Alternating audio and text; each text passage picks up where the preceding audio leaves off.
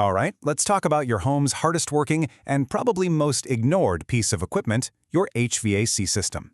It's that silent hero that keeps you perfectly comfortable, right up until the moment it isn't. And when it quits, that silence is absolutely deafening. So just imagine this for a second. It's the hottest day of the year, just absolutely scorching outside. You're inside, finally cooling down, and everything feels right with the world. And then you hear it. Or, well, actually, you don't hear it anymore. That's right, it's that sudden, jarring silence when the familiar hum of your air conditioner just stops. I mean, it is a moment of pure, stomach-dropping dread for any homeowner. And that feeling, right there, is what this is all about. Because, let's be honest, your AC doesn't decide to give up on a nice, mild spring day. No way. It fails during a brutal heat wave. Your furnace gives out during a deep freeze. This isn't just about being a little uncomfortable. In extreme weather, it can be a real safety issue. So, to really get why these systems fail, we have to look at the enemies they're up against day in and day out. And honestly, there's no better place to see this in action than in a demanding desert climate. It basically puts a giant magnifying glass on the kind of stress every single HVAC system has to deal with. So, enemy number one, relentless, punishing heat. We're talking about places where summer means 95 to 105 degrees day after day. And this isn't just for a week or two. We're talking for months on end. Your system is running almost non-stop, pushing every single part to its absolute breaking point. And this is where you see the two-pronged attack so clearly. On one side, you've got that extreme heat just baking the components, wearing down crucial parts like capacitors in the compressor. And then, on the other side, you've got this fine, snaky desert dust. It gets into everything, clogging up your filters and coating the coils until your system is literally trying to breathe through a thick wool blanket. The result? It works harder, it burns more energy, and it fails a whole lot faster. But here's the good news. Before a total meltdown, your system usually tries to warn you. It sends out these little distress signals. Think of them as warning shots. And if you know what to listen for and what to look for, you can get ahead of the problem before you're stuck sweating it out. So let's run through the most common ones.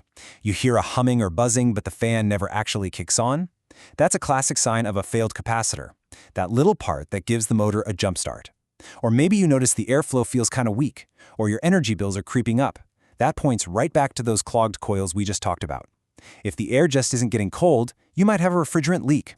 And you know, sometimes it's something as simple as a thermostat that's on the fritz. These are the clues that tell you it's time to call on a professional. And that, of course, brings us to the big, expensive question every homeowner has to face sooner or later. Do you sink more cash into fixing an older machine, or is it finally time to bite the bullet and invest in a new one? Let's figure out how to make that call without guessing. Okay, so if you're even thinking about replacing your system, you're going to hear this acronym a lot. SEER, or SEER. It stands for Seasonal Energy Efficiency Ratio. The easiest way to think about it is like MPG for your car. The higher the SEER number, the more efficient the unit is, and that translates directly into lower electricity bills. It's that simple. And this is exactly why it matters so much. Just look at the difference here. The minimum SEER rating allowed these days might be around 14, but just jumping up to a SEER 16 system can slash your cooling costs by about 15%. Over the 10 or 15-year life of that unit, that adds up to some serious savings, often more than making up for the higher price tag up front. All right, so efficiency ratings are one piece of the puzzle, but you need some practical, easy-to-use rules to make the call, right? Well, let's get into a couple of simple guidelines that can make this whole dilemma a lot clearer. First thing to look at, age. Simple as that. In a tough climate, a well-cared-for HVAC system might last you about 12 to 18 years. So if your unit is pushing past 15 years old and it needs a big, costly repair, replacing it is almost always the smarter financial move. You just don't want to throw good money at a machine that's already at the end of its useful life. And now for my favorite tool in the homeowner's arsenal, the $5,000 rule. This is a brilliant little bit of math that helps you decide. It's so easy. You just take the age of your system in years and you multiply it by the cost of the repair in dollars. If that final number is more than $5,000, it's a strong sign that replacement is the better bet. Let's do a quick example together. Let's say you've got a 12-year-old system and a technician tells you it's going to cost $500 to fix.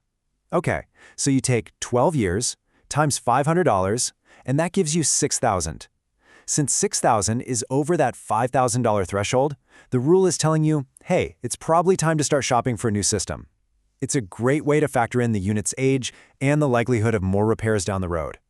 Okay, so we've covered the crisis. We've talked about the big decision, but what if you could avoid most of this drama in the first place? That brings us to what is, without a doubt, the most important part of all of this: proactive, preventative care. So instead of thinking about maintenance as some big chore, think of it more like a simple health plan for your home's hardest worker. It's so manageable. Get a professional tune-up in the spring before summer hits, get another one in the fall before winter. And the number one thing you can do yourself: change your filters every single month. That's it. That's the routine. So, what's a technician actually doing during one of these tune-ups? Well, they're doing all the little things that prevent big disasters. Remember that dust we talked about? They're cleaning it off the outdoor coils so the system can breathe. They're making sure refrigerant levels are perfect, checking all the electrical connections for safety, and lubricating the moving parts. These small steps are what stop those huge, catastrophic failures right in their tracks. You know, at the end of the day, it all just boils down to this timeless piece of wisdom. It's a cliché for a reason, because it's true. Spending a little bit on maintenance every year is going to save you thousands in emergency repairs and replacement costs later on, not to mention all the stress and misery of having your system die on you. So, look, your HVAC system is just working away tirelessly in the background of your life. We've talked about the enemies that are constantly attacking it, the warning signs it sends you when it's in trouble, and the smart rules you can use to make those tough calls. The only question left is the one you have to ask yourself. Are you giving your home's hardest worker the support it actually needs to keep you safe and comfortable?